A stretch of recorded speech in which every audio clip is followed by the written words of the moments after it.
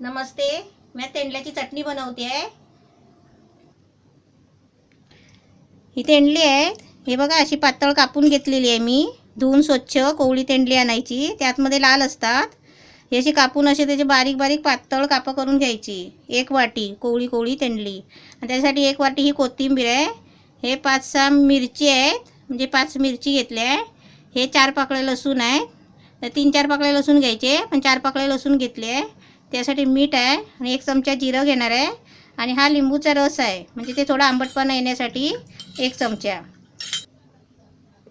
हे सगळं आता साहित्य आहे ना, हे मी मिक्सरला बारीक करून घेणार आहे।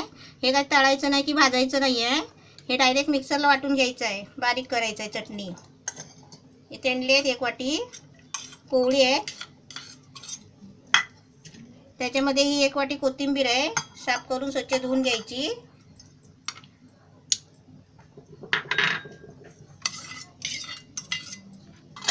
ही मिरची आहे, 6 घ्यायचे, पण मी 5 घेतले, म्हणजे तिखट होईल म्हणून।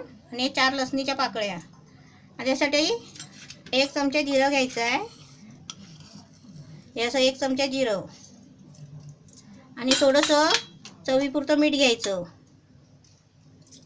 आणि त्याच्यामध्ये हे लिंबूचा रस आहे, हे 1 चमचा घ्यायचा, वाटल्यास आपण 2 चमचा बी घेऊ शकता असं। आता हे मिक्सरला मी बारीक करून तुम्हाला दाखवते।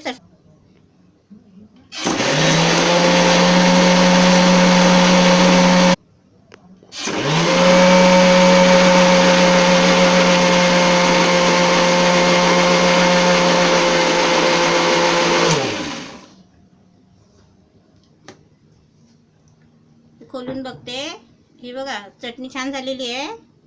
हे आता मी तुम्हाला काढून दाखवते। तेंडल्याची हिरवीगार चटणी एकदम मस्त तयार झालेली आहे।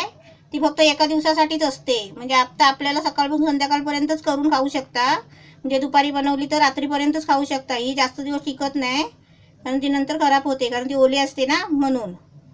मस्त झालेली आहे तेंडल्याची चटणी।